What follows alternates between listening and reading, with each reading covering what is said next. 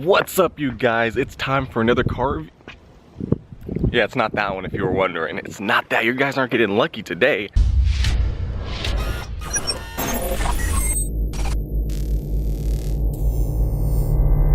The real car we're reviewing today is none other than, I forgot the keys in the house. Got the keys. Take two, action. All right, guys, today the car we are reviewing is none other than 2016 Dodge Dart SXT. Okay, so I just picked up this car and I just got done driving a Scat Pack Challenger, and that thing is super fast. This thing is like so sluggish, and I'm so cramped up in here. The Challenger actually had a lot of room in it. And you can see it's behind me. I don't know if you can see through the back window, but it's back there. All right, so as you can see, we got the, I don't know what color this is. It's gray. I'm gonna just call it billet gray. That sounds about right. Maybe gunmetal gray, who knows? It's got some sparkles in the paint, look at that. Hope you guys can see it. It's a little dirty, but you know, that's not dirt, that's sparkles. Got the diamond encrusted paint. All right, so something that surprised me with this is it actually has projector headlights. That's awesome. We got the turn signals here, and it projects. It is halogen, so you have to upgrade HID or LED if you want, but at least it projects, so that's awesome. Right here, we got the grill, just a little grill. We got the Dodge branding, pretty subtle.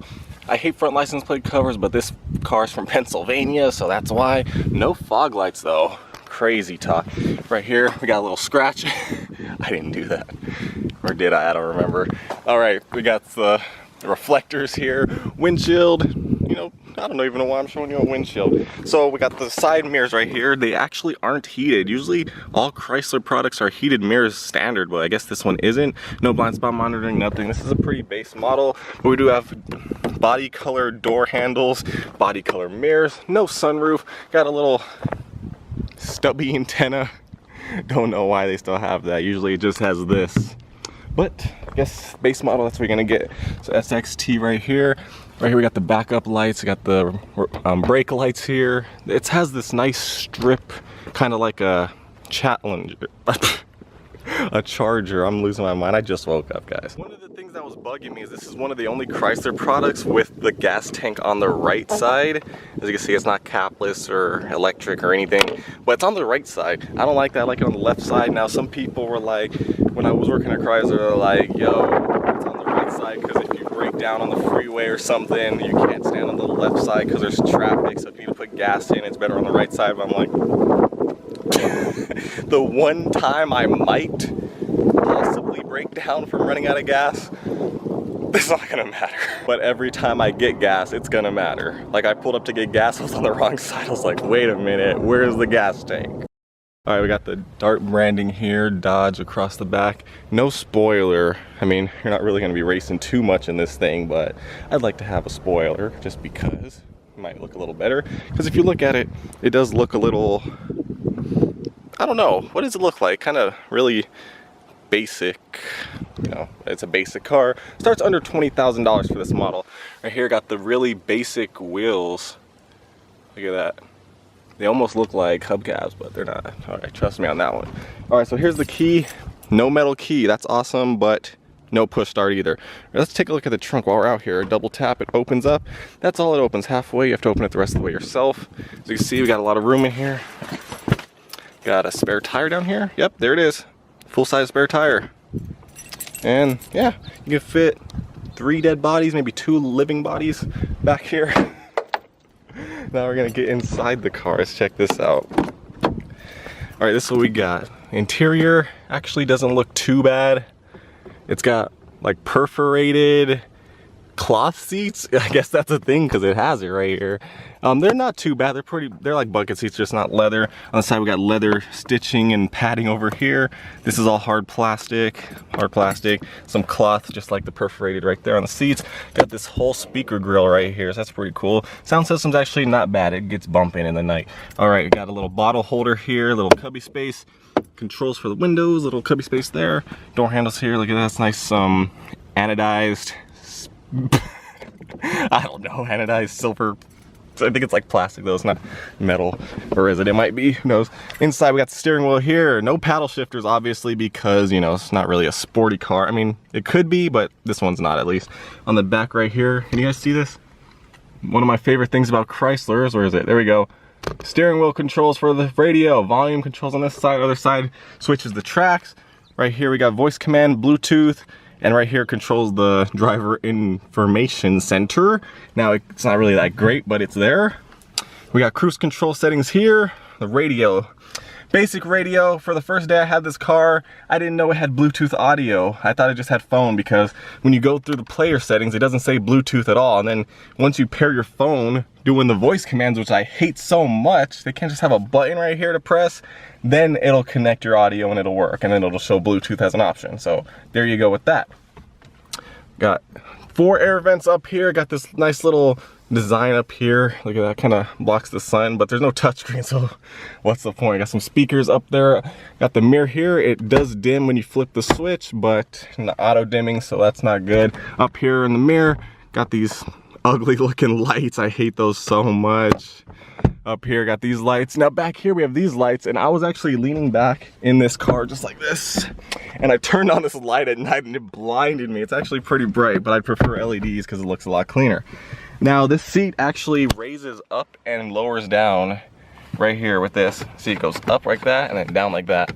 So you can change the height of the seat, which is pretty cool. I didn't know that was a thing. It's really dirty in here, but we got a lot of room. Let's see, so my seat's pretty much all the way back. I think it is all the way back. Yeah, my seat is all the way back. 5'11", and you know, it's not the most uncomfortable thing ever. I do have, you know, enough room, but sometimes it does get kind of cramped, but it's not too bad. I mean, it's a small car. Inside the middle box, got a lot of space in here. Got a little auxiliary cord port, because I was using that before I found out there was Bluetooth audio, and got a charging adapter right here. And that's it right there. Nice leather. I mean, not super nice, but it's better than hard plastic. Right here we got the air conditioning controls, you know, hazard lights, traction control. I'm losing my mind. We got 2 cup holders here, not too bad spacing. Up here got a little cubby space, as well as another charging outlet. Let's see, you got the shifter here. It's actually not bad. It actually does have manual mode, surprisingly. I'm not sure how you would get this into neutral. There's got to be some kind of override if your car dies, because right now it's stuck in park. But you know, we got that. Then down here we got some space in here. A lot of paperwork in there though. Ooh. But yeah, there's an adequate space if you need to put some stuff in there. As you can see, the bottle holder is working perfectly as advertised. Now, is that all for the front seat? Looks like it. We're gonna take a look at the information center in a second, but let's hop in the back seat and check it for room. I didn't unlock it. Let me unlock this thing. All right, here we go. As you can see, it is kind of cramped back here. Let's see, I haven't been in the back seat since I got it. Let's see if I can fit. All right, so I have my seat adjusted to how I like it. Got a little cubby space here, and as you can see, my knees are touching the seat. So, I mean, it's not uncomfortable, really. I mean, I'm fitting pretty good, but if you're like super tall or something, it's not gonna be working. So you got the lights here for the back seat, got little handles, and I guess that's pretty much it back here. Got some airbags in the seats. No bottle holder, but you got cubby space, and yeah, that's pretty much it. I hope the child lock's not on. You guys saw that last video where the child lock was on. I got trapped in the back seat. Not fun. All right, so now let's start up the car. Actually, before we start it, I always forget this. We gotta look in the hood. Boom. I'm not sure what engine this is, if it's the 4-cylinder or the V6, but it was all right on gas, but not as good as I expected. So I'm assuming it's a V6. Damn, why do they make cars that still use these little sticks to hold up the hood? I didn't think that was a thing. All right, so here it is. We got a 2.4 liter, so that's the 4-cylinder. Wasn't as good on gas as I thought. You got about 400 miles or so, maybe more, maybe less, I don't know. But the thing is, it was kind of eating through the gas a little bit when I got it, so I was like, what? It's kind of crazy. So take a look if you guys want to. Oh, the Coca-Cola guy. Okay, got the battery here and all this other stuff. I don't know what this stuff is. I know there's some windshield wiper fluid right here. No, it's not see-through, so that's weird. Usually it's see-through. Yeah, so there's the engine. Yeah, what do you guys think? Multi-air 2.4 liter. Woo. All right, now we can get this car started up. Here, I'll leave the door open so you guys can hear it.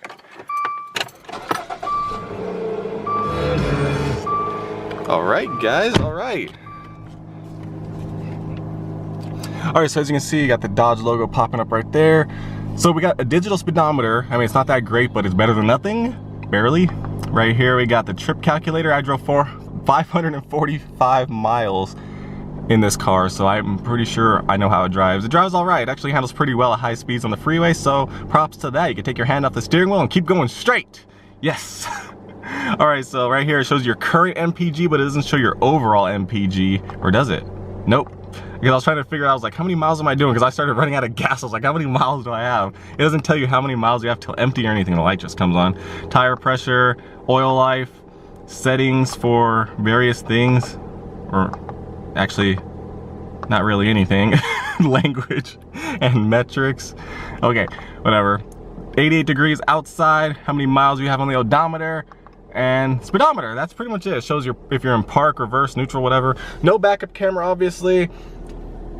Now, one of the things I hate about this is you can only go up. So if you skip something, you have to keep going through. You can't go back down. There's no down. So up and select. And this, okay, I thought it would turn it to kilometers, but it didn't do anything. I guess you probably changed that in settings for some reason. All right, so the radio, as you can see, you got AM, FM, satellite, Sirius XM radio. Right here, we got auxiliary. And then as you can see, it doesn't cycle through Bluetooth unless you have a Bluetooth phone connected. So that's what kind of was bugging me. That's weird how the screen, that's weird. Like, you guys see how like everything's like going away and coming back? Like, it's not happening in real life, just on camera. So I don't know what the refresh rate on this thing is, but it's really weird. All right, so AC, got to turn it on. It's hot in here. Come on, get the AC. AC is nice and cool. You guys already know. Up here we got a sunglass holder, which is great because some cars don't have it for some reason. Over here we also got a vanity mirror. And I guess that's pretty much it for the car. I don't know if you guys can hear that, but I can race some people in this thing, sorta. I just might lose. All right, so that's pretty much the car. What do you guys think? Comment down below and let me know if you guys like it, if you guys have one. I mean, it is pretty cheap, but for $20,000, I'd probably get a used Chrysler 300 over this, or, you know, a lot of cars you can get used for like $20,000. So probably start with one of those instead of a brand new one of these. But if you get a used one of these, then, you know, maybe, but I don't know, I feel like you can do better. But you also have a CD player, guys, which I didn't think they included anymore. So if you want a CD player, you probably want an 8-track too, and they don't have that, so you're out of luck. But that's it. I got the e-brake here, forgot about that. And that's pretty much it, you guys. Comment down below, like I said, give this video a nice thumbs up, hit the red subscribe button for more. Let me know what cars you guys want to see. And make sure you guys follow me on social media. And until next time, this is Roderick, and I'm out. I'll catch you in the next one. Y'all should know my name, I'm a big shot. The plan is to get guap with every tick.